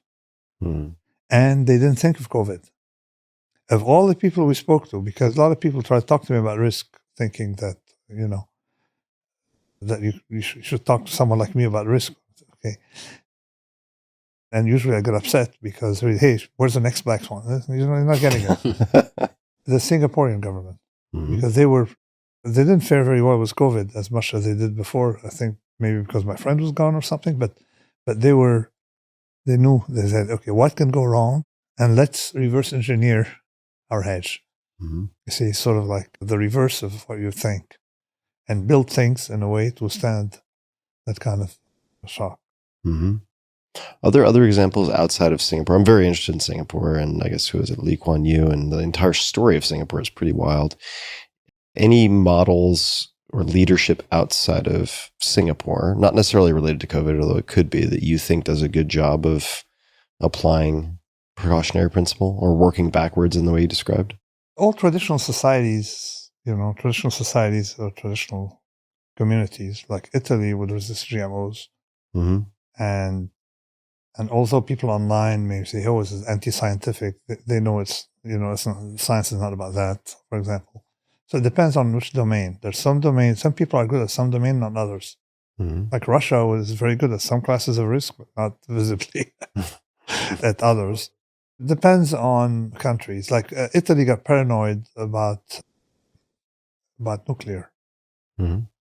And there's one attribute of our environment that we should realize is the non-trivial effect of propaganda on the mind of people, particularly when it's well organized. The KGB was not very good at spying, we discovered, but was very good at disinformation. So everybody panicked about the nuclear because they didn't want Reagan to put ballistic missiles in Germany. And they infiltrated, Putin knows something about it when he was in Germany. They infiltrated all these green movements by directing the Greens against nuclear, for example. So I truly think that we're suffering a lot from this disinformation up today when people worry about some risks, not others. I mean, another example of that is Germany with Fukushima. Yeah. That freaked out over something that actually didn't kill people, shut down their entire nuclear program, and in its place opened up a bunch of coal-fired power plants, which is, obviously much more direct risk to humanity than nuclear power plants that don't kill people. The radiation in Chernobyl, I mean, I knew that when I was writing The Black Swan. I didn't talk about it because I know it was dicey. Was lower than that in Utah. But it's not the point. It's Chernobyl is too big. If you make small reactors, let them blow up. It's not going to go beyond. So what happens if you can, because of convexity, you see, one reactor is vastly more dangerous than 10 small ones. And the 10 small ones are not likely to blow up at the same time. So that's one.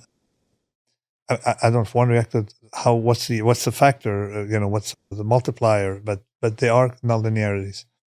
But definitely when you have a lot of small ones, they can blow up at different times.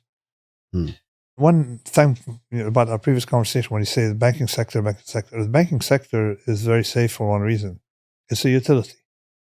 With high-paid bankers living around here, you see, have big Soho lofts, $10 million Soho lofts, basically the utility. Because they don't let it go under. It's when it's not the one you got to worry about. It's the saving it again that you have to worry about. The effect of saving it, like we saved it in 2008, was what? It was government debt, and it exploded. And then again in 2020, they bought so much commercial paper, so many things. Again, all these things aimed at saving the financial system, bank-wise, have spillover effects, but they're going to save the bank system because you cannot operate without it. Plus, another thing has happened is that banks used to take a lot of risk. Since 2008, risk has migrated from banks to hedge funds. Now, it's less concentrated, but it still can be concentrated. In what way can that be concentrated? In other words, he has a friend who has a big fund that's larger than a lot of banks. Yeah. You see? You mean Citadel? I'm not mentioning names, all right? So you have a lot of big hedge funds, but I guess they can be diversified. Hedge funds have skin in the game. In other words, the owner of the hedge fund has money in it, unlike a bank where you just have the upside, not the downside. Of course, long-term capital management is the counterexample. No, they had skin in the game. Okay, so there's two things. Became very systemic. No, it is. People, the skin in the game is a disincentive, of course, but it also, skin in the game is a filter. You see? So where are the people from? Is anybody from long-term capital management still around? Last I heard, John Merriweather was 10 years ago trying to start a hedge fund. But there you go. So, they're gone. So if you can't recover, the skin in the game has fallen effect. The reason you don't see too many crazy drivers is because they're dead. Because you inflict risk on others, but you experience the same risk. So you tend to exit the pool. So it seems then, maybe I'm misunderstanding, but that the migration of risk taking to the hedge funds, assuming that the GPs or the people running the fund have sufficient skin in the game, would seem to be a net positive. Yeah, hedge funds are okay, but we have had the risky part, the ones that are most fragile, the private equity, and of course, by far, people who need funding, because I don't know if you realize, but since we had our 3 bottles of champagne, pink champagne, like 4 bottles, whatever, a lot of pink champagne to celebrate Lehman's departure from this town. Since then, we put interest rate at close to 0. So when I was, a student and everything, for me, an investment was something that generates cash flow. So you build something that generates cash flow. So you value cash flow and or residual value at the end. Okay. And you can tolerate negative cash flow if you're going to get some later on. Or if So it's like us, if you discover gold later on. So the business model was cash flow based with a short-term or long-term cash flow. The world has changed, all right, in the funding world. What is the game now is who you're going to sell your company to. I see. So you're talking about startups in this case? Exactly. Startups or a lot of investments. You buy an apartment, you buy a house, you buy a building, you buy something, or you invest in some crazy idea.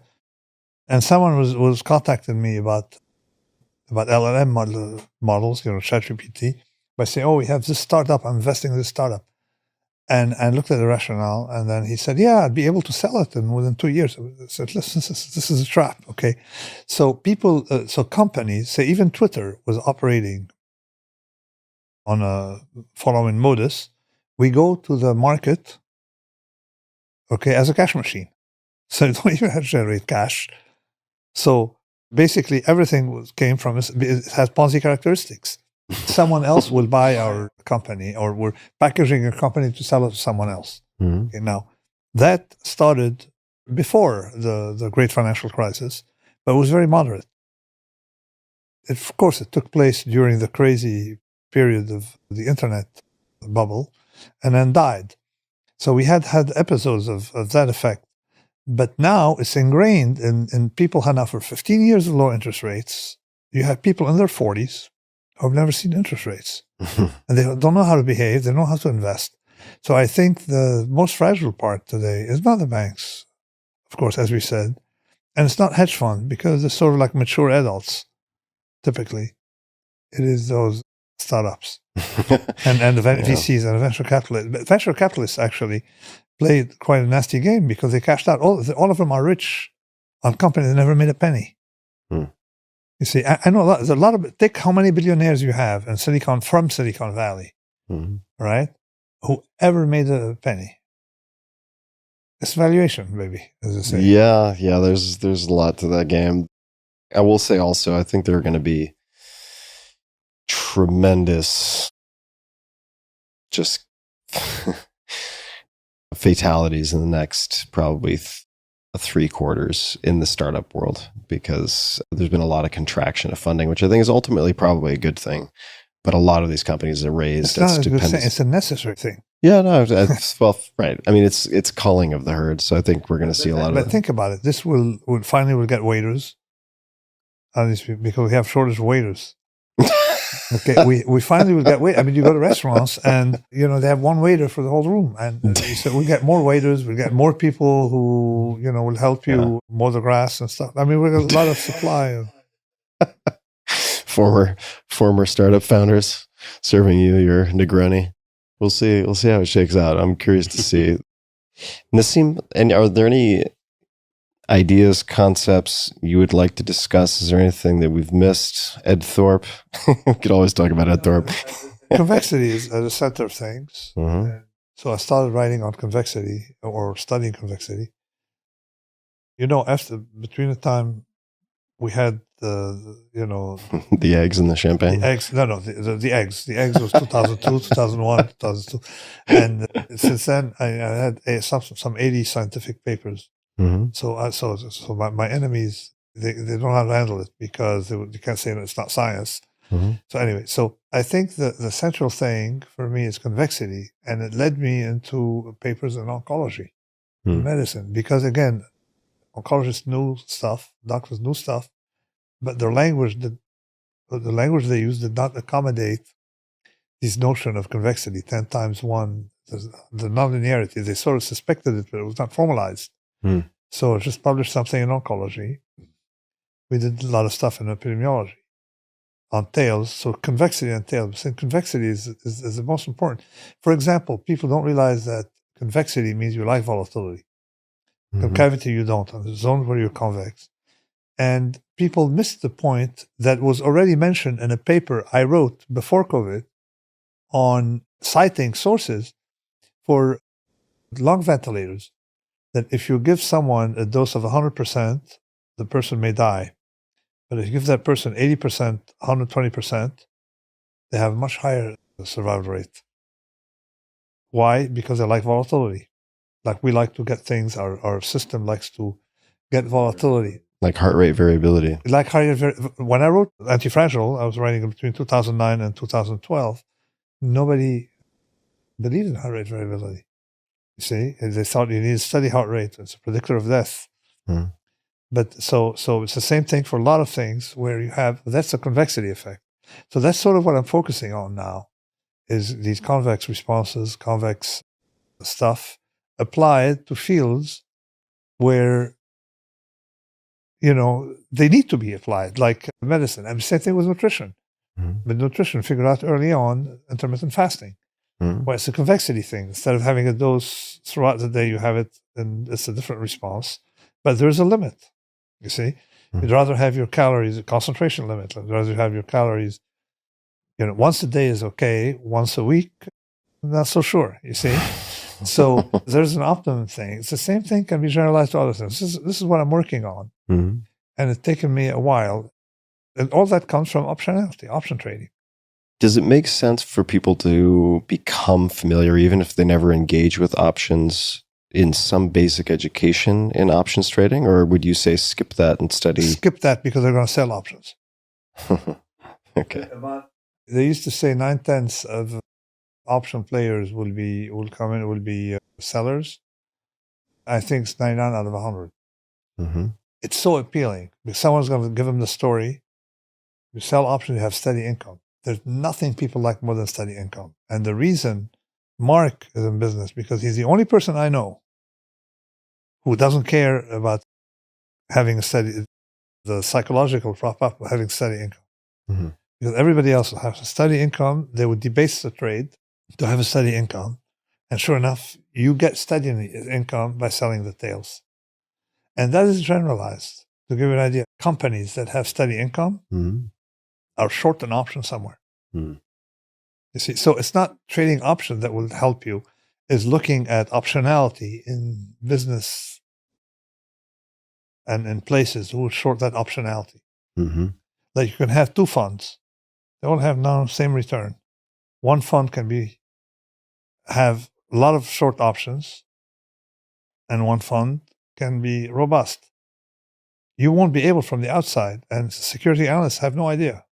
Weapons of mass destruction. That's what Warren Buffett called them. So ordinary people should stay away from these derivative contracts. And it's one of the things that I had to deal with this book with my editor and, and people who've interviewed me since then, is everybody wants to know how to do the universe of trade. Mm-hmm. Mom and pop, how does mom and pop protect themselves against these things? Because in the book I warn, these downturns are very bad for your portfolio. These are things that kill you. Mm-hmm. If you go down 40, 50%, this is something that Mark talks a lot about. You lose 50% to get back to where you were before it happened. You have to make 100%. Mm-hmm. So these are the things that you really want to protect yourself against. And my editor was like, well, he wanted to know because he was getting scared.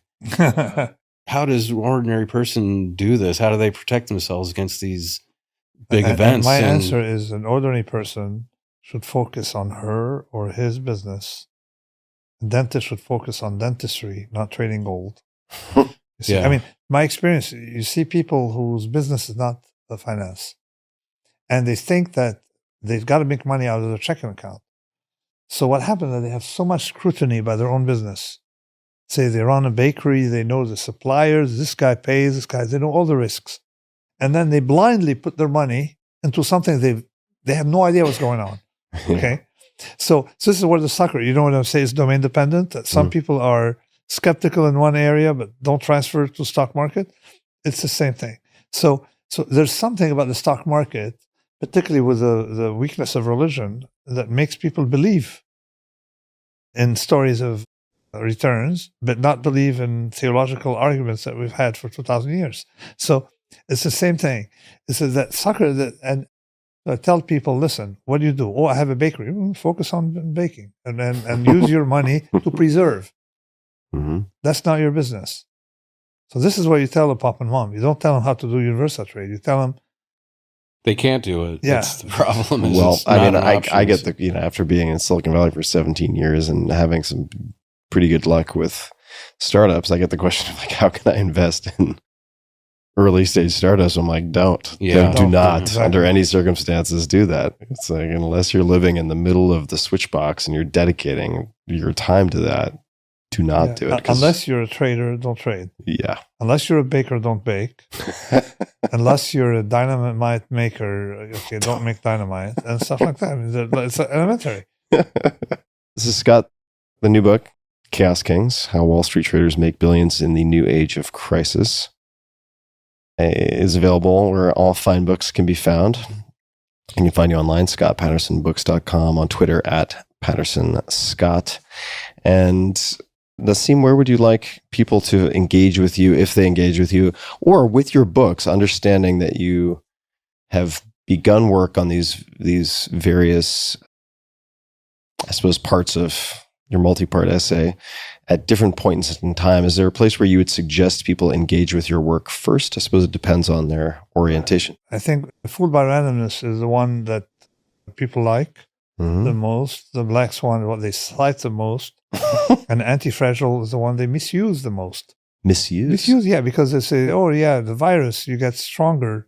What doesn't kill you make you stronger. I know, but what kills you doesn't make you stronger. I mean, they're not getting it right. Like the first thing to be fragile, to be anti-fragile, is first you have to eliminate fragilities. You see, that's the first rule. You eliminate, you tail risk. You don't open it up.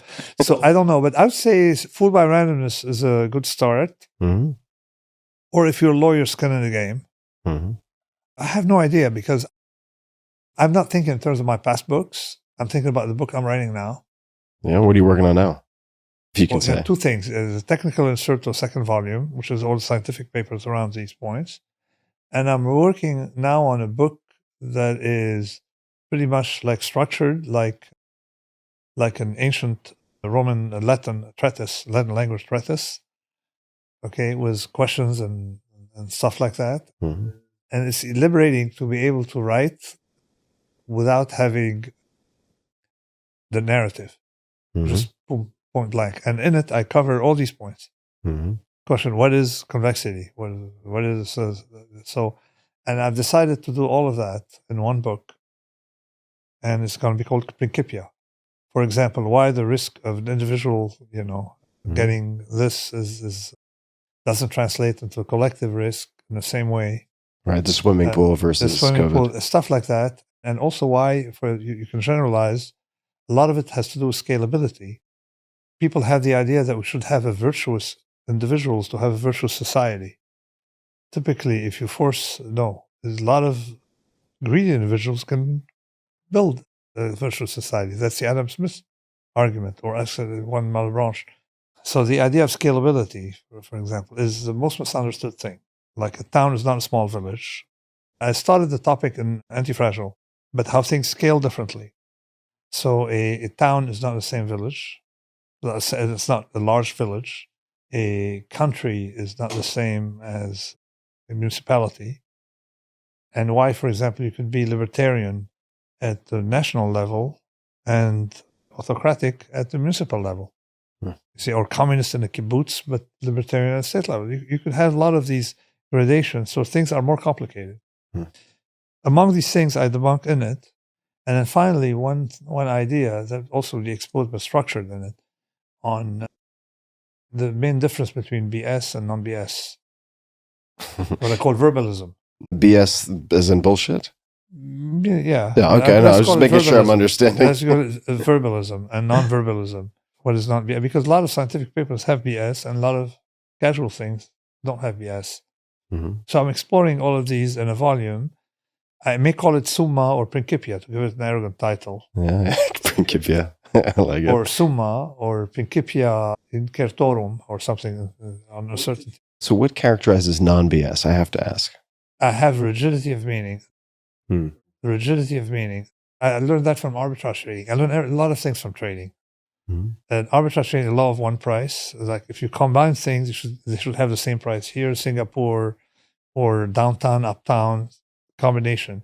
That you should have no arbitrage. I can't really buy. I used to do arbitrage. I started doing arbitrages like I'd buy an option with this converted to a cross and end up with something cheaper than some other one I would short, and then you get it. So it should not have a law of one price. I say rigidity of meaning. So in other words, whatever words you use always refers to the same thing. Mm-hmm. That's what my criterion of rigidity. In it, by the way, I cite you in my new book. Well, hopefully it's a good citation. What you call bigoteering. Mm-hmm. Oh, yeah. Okay, yeah. so in other words, I have a so-called retrospective bigoteering. I have one section is on scalability, and one section is on the passage of time, how we don't get time right. And in it, I explain why, for example, it is improper to blame someone retrospectively for values we have today what we didn't have then. Yeah. You see, it's like, for example, Aristotle, he was, a male chauvinist. I say, okay, it is wrong. Yeah, we know now, but he didn't know. You see, he didn't know. It's just like saying, okay, why don't we blame him for not using a computer? Okay, there's no computer at the time. So you got to look at these terms. It should not flow back values backwards. But effectively, the Talmud, which I've been studying for a while, had a lot of things on it. And don't tell me what it has on it. So, for example, they say Noah was virtuous for his day. Someone pointed out to me in the Talmud, because I got a lot of Twitter is very helpful. I like these ancient texts to see how they would judge their own. You see, like effectively, when in the 18th century, they had different values than the 15th century. And how did they judge them? And at the same time, wise people know that, hey, it was not part of the customs at the time. How did you decide specifically on the Talmud? Because that's not your upbringing. Okay, no, it's because I like Aramaic, which is closer to my native language, which is the Levantine dialect, Aramaic. And then started having interaction on Twitter with people who are Talmudic scholars. Based on the interest in the language. No, my interest in language, I have interest in ancient languages more than interest in ideas. But I'm poor with languages. So it's not taking me anywhere except exploring texts. And I'm enjoying, the stuff. So you could have a collection of ancient wisdom in the Talmud, embedded in the Talmud, that is very interesting because it explains, it's monumental work. I'm just wondering, I guess, in addition to or amongst the different sacred texts or scriptures that you could study, why that stands out. No, what stands out really is more like someone like Aquinas, the Summa Theologica, because written by one person, whereas the Talmud is a concoction of opinion on opinions, right? Yeah. So, but I like the Talmud only because I have the privilege of understanding Semitic languages. So I'm enjoying it more for linguistic stuff, just for the fun of it. I see. I get it. And it's fun to read something and you understand. This is why I'm jealous. Plus, it is effectively a body of work that's quite monumental, that took centuries to build, a collection of scholars talking about scholars and discussing one another over time. This is why I like about Aquinas is took a topic and boom, put everything in it. All the questions and answers you can have in it. They question themselves. So this is why I'm much more impressed with Aquinas as an individual. I can never imitate Aquinas. So all I could be is a scholar, like one of those who contributed to that Talmud, or one of small contributors, not Talmud, that collective piece of work. I'm jealous of your ability to engage with the Semitic languages and just be able to access some of the text in its original form. I'm very jealous of that. No, I enjoy that. I don't do as well with Greek as I should. Ancient Greek, I can do better with modern, but Latin is easier than Semitic languages. But the grammar is more complicated than Aramaic and Latin. Well, we could go down that rabbit hole. Maybe save that for the next round. I know we have food and booze to get to, but Scott, is there anything else you'd like to mention before we wrap up? Anything that maybe we didn't get to, or anywhere you'd like to point people that I didn't mention? Or the next book that you'd like to give a teaser for? Anything at all that you'd like to mention before we wrap up? covered a lot. I really appreciate you taking the time. I appreciate Nassim taking the time. I don't know about my next book. I'm right now just completely immersed in this climate world and last year, the Biden administration passed the Inflation Reduction Act, which has nothing to do with inflation, but that thing is sending shockwaves through the climate technology world in ways that's just, it's kind of mind blowing, and it's changed the game for America, at least, in its attempt to catch up with what China has started more than 10 years ago to develop these technologies. But it's going to take a while. But in my opinion, it's pretty necessary to start doing that. I find the entire space super fascinating. And I know we were talking about the ideas in the current books. We didn't allocate a lot of real estate to that particular topic. But, I was thinking about what you were mentioning about climate change and some of the challenges in engaging different parties. And what I've found, I live in Texas, right? A lot of people engaged in the hydrocarbon businesses and so on. And I've spent time with a lot of these people who are not stupid, right? There's some very smart people, but you study the incentives and you see certain behaviors. You looked at the sort of incumbent interests. And where I have found productive conversations to be had is if I avoid certain types of language. So for instance, if I don't mention climate change, but I say, let's put aside the question of whether humans are causing this or not, which is very painful for a lot of people to do, but it's a great way to fight, But if I'm like, look, let's put that aside and just look at extreme weather events and look at some of the upside potential with some of these technologies and like where they could find incentives, like financial incentives outside of some of their current sandboxes.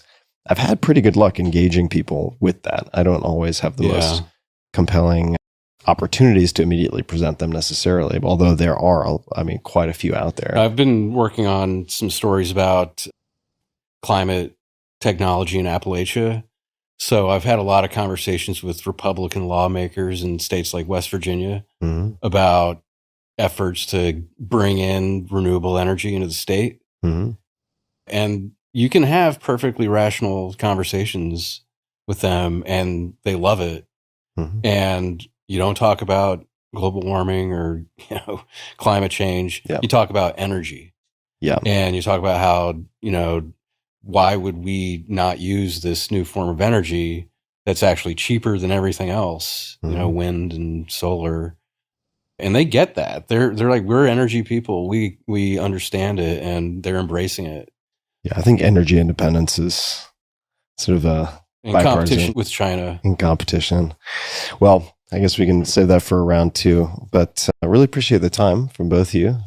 And took a ton of notes. For people listening, also, we'll have show notes linking to everything that we mentioned, as usual, at tim.blog/podcast. So you'll be able to find references and links to certainly everything I have in my notes and a lot more that came up in conversation. Any last parting words, gentlemen? You're not going to play with dinner this time. I'm paying. Okay, agreed. Last time, no games. Last time he went and paid. Right. No games. I won't skulk off and surreptitiously pay for anything. So on that note, off to dinner we go. And thank you very much, guys. And to everybody listening, thanks for tuning in.